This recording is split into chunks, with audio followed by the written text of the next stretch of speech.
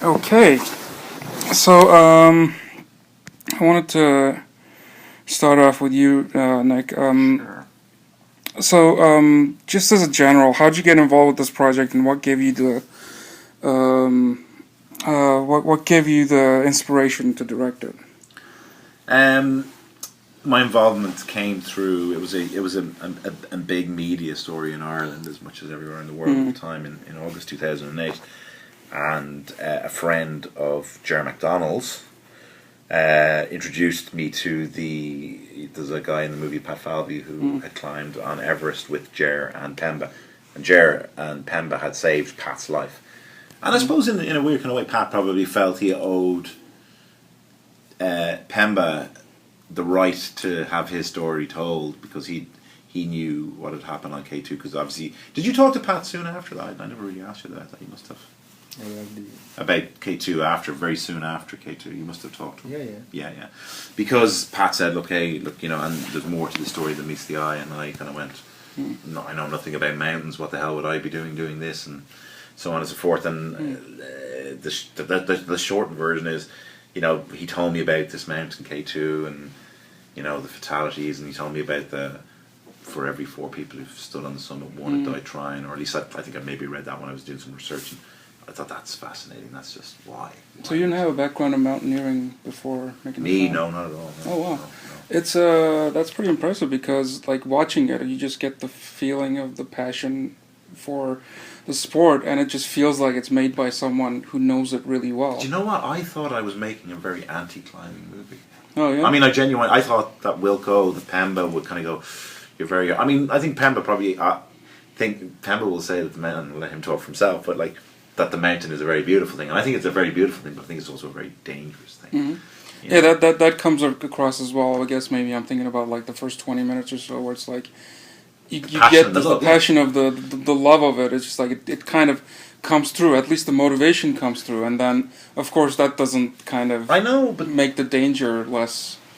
no, thanks for noticing that, Pete. But like that was one of the first things I did with Mark Monroe, who I worked with in terms of writing, right? I said to him, I didn't want this to be this whole, like, I'd seen documentaries that kind of go, K2, the Killer Mountain for blah blah blah, all those kind of things. You don't want it to be that, because to me, what I had learned by the time we started structuring this, and after interviewing so many of the climbers, was that they all had this desire, this love, this passion, this obsession to going to see this beautiful mountain and fulfilling their dreams, and this is what they love doing. They're not been sent there. Nobody's forcing them there in this situation. Okay, so there's this love to go there, and just to just I wanted to show that going in, that it's all like, yes, this is great. We're going to like I'd ask every one of them, is it like going to Disneyland? And they're going, yeah. The only person who went no was Cecilia. When I said, is it like going to Disneyland? And she went, no. She said it's very scary. Yeah, it does look really scary. Definitely. Definitely. But I wanted to portray that, and I didn't want it to be that way. I didn't want it to start in any way that to be very I wanted to get a balance into the whole thing, And both the exhilaration and the horror like comes out pretty honestly, almost even-handed. It's just like when they reach the summit, even though they had a couple of minutes, you can see this intense joy in the photographs of having made it there, and it's just interesting that you make it to the top and you get to live your goal, and the tough part is to make it down again. Yeah, Pemba. I mean, Yeah. What do you think about that? I mean, you're only halfway there, yeah. Yeah, we were only halfway. Yeah. So did you go back to K2 after the events in 2008, and how did the deaths during the event, how did they affect you as a personally and as a climber?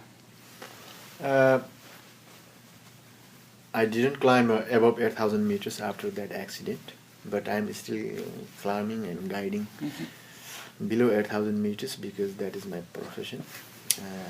Guiding is my profession. Yeah, after the accident on K2, I'm thinking a lot about the extreme high altitude environment. Yeah. And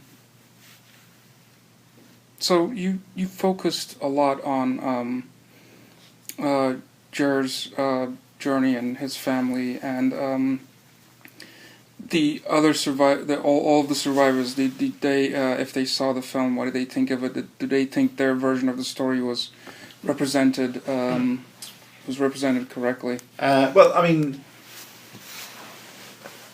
regarding Jer, because what Pemba told us when we met him, you know, I mean, initially when I started making this, it was to redress the balance of what Pemba had done in the mountain, rescuing Marco and finding Wilco and all that, just to try and redress that. But you know, in fairness, he was awarded the National Geographic Adventure of the Year, so to say he wasn't recognised for his actions would be disingenuous. But Pemba, before all that, he had told us. I mean, because as I said, he showed us these pictures that he'd taken on Jer's camera, and we could piece together all this kind of stuff. And we went, well, hang on a second, how did this person go from here to here? And he told us about the radio calls and things that nobody knew. So instantly, you know, we had another story there, and it was kind of like, wow, this is an incredible. It's not like earth-shattering or earth-changing, or it's not like, you know, we found the third shooter of JFK type of thing. But it's a simple thing, and what we also found was a family looking for answers, looking for what happened to their son. And hence Jer, by the way, is represented by his family, because he's not there to represent himself. Even though there is that wonderful VO that, you know, I got from an incredible radio interview he gave about a year before he died. So their reaction to the film is they're very supportive. They believe it's a fair enough portrayal. I mean, Pemba, I mean, he's sitting beside me. You think, he's not under any obligation to agree, but of the climbers who have seen it, Wilco's seen it, Frederick Strang has seen it, Eric Meyer has seen it. Don't know if Alberto or Zolito have seen it, but Marco and Cecile are and probably Large are the last of the climbers not to have seen it. But I've spoken to Cecile, who knows people who've seen it, and she was any of the surviving Koreans, I guess the leader, did he? Yeah. You know, like he wasn't really involved with it, I guess. No, I mean it's not. You know, I had to legally tell Kim what we were saying because, you know, just had to cover ourselves from a legal perspective. Yeah, I mean, the only issue there is a cultural issue. It's from their perspective, the way they climb, the way they do things differently. You probably see. I'm not. Hopefully, it comes across. We're not finger pointing. And that's the point.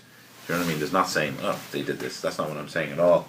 We're presenting the facts for what they are. I mean, if there's one thing I disagree with what Kim did, whatever about delays or not fulfilling obligations or climbing leaders not leaving tents, it was the, you know, making Sherpas who are working for you to climb a mountain that is patently dangerous, and you know, Pemba was very clear to them on the radio how dangerous it was.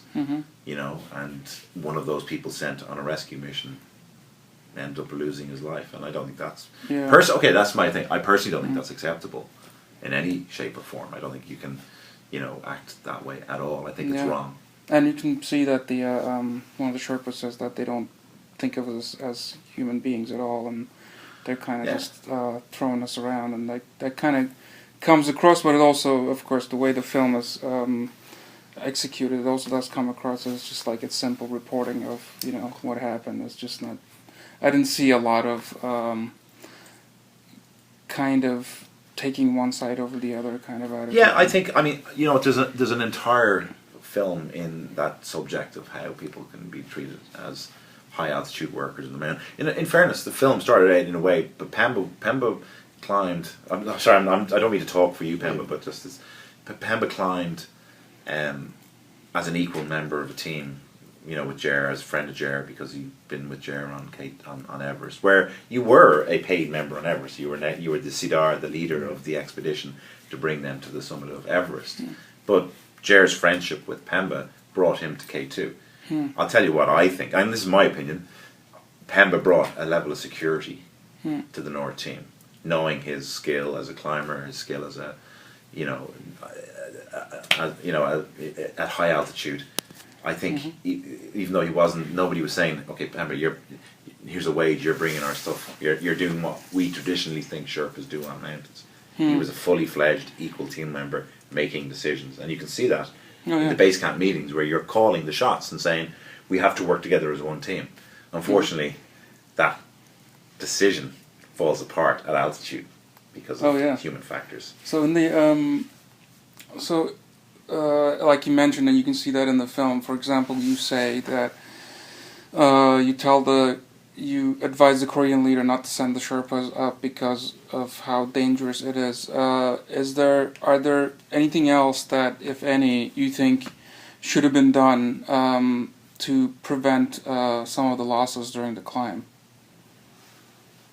Yeah, yeah, of course, 2nd of August, the climb again into the bottleneck, up to the bottleneck is too high risk here because still Sarak is keep falling down, and it's totally unsafe. But, yeah. Yeah, there's so many factors, There's Mr. Kim.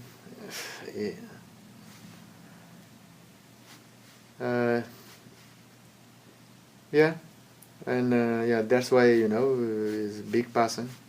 He lost his life. Yeah. I just want to be it's easy for me to be critical because I can move on and do something entirely different for Pemba. I think it's still also very difficult for him to be critical. I mean, his profession is a mountain guide, so I think it's I don't want to lure him into being critical of things, but you're never going to climb with Koreans. I just know that because he's got more fucking sense. Basically, that's what I'm gonna say. So but like that's the reality, Yeah. So for the film, there's some reenactments in the film, and it occasionally switches from a 185 aspect ratio to 235, and observant man. And did you do that in a way to kind of visually communicate to viewers that when you show are all the reenactments in 235 and the because they were actually I shot them they were actually shot anamorphic. Oh yeah. So they're not just bars put on to do it. They were shot anamorphic, Russian anamorphic lenses, and for that reason, I didn't want people to. It was never about tricking people into believing that they were seeing real footage or not. There's probably far less reenactments than people imagine. There's like about 18% if you want to be very accurate as to how much of the footage in the film. So about 40 to 50% of the footage on the mountain is from 2008 in terms of archive. I did that, because I didn't want, as I say, wanted to be able to just go into those reenactments, and it was always a way. But it transpires that people don't see this. It blends seamlessly for a lot of people. Wasn't necessarily my intention to do it that way, but it's partially because we did a lot of attention to detail.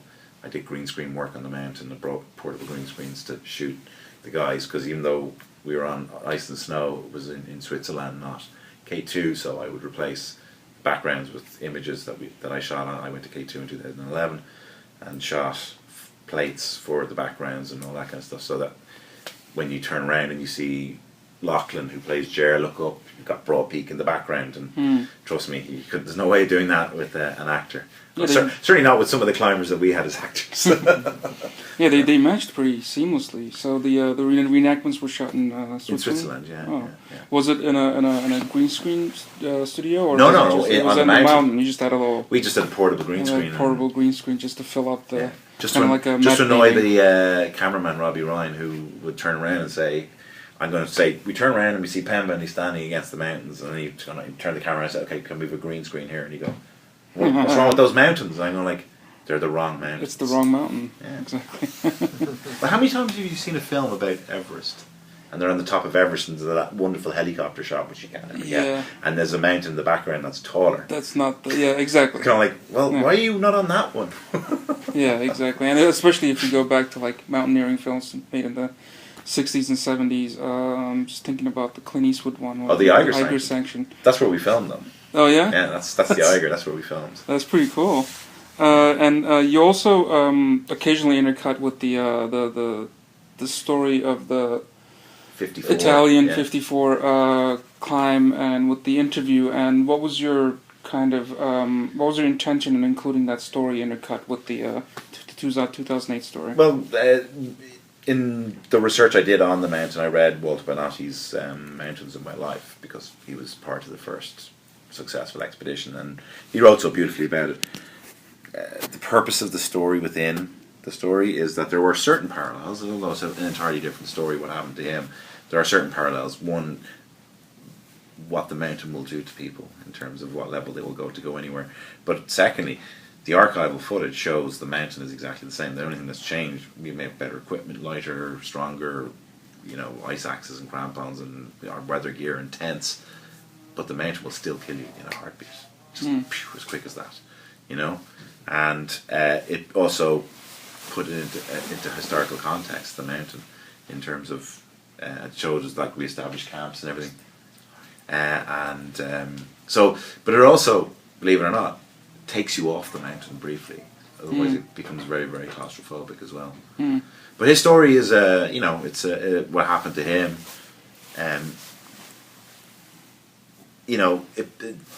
The parallels, because what Mark and myself were initially doing with the film was like the stories. Everybody has a story; it's a commodity, and we knew we were playing into this as well when making this film.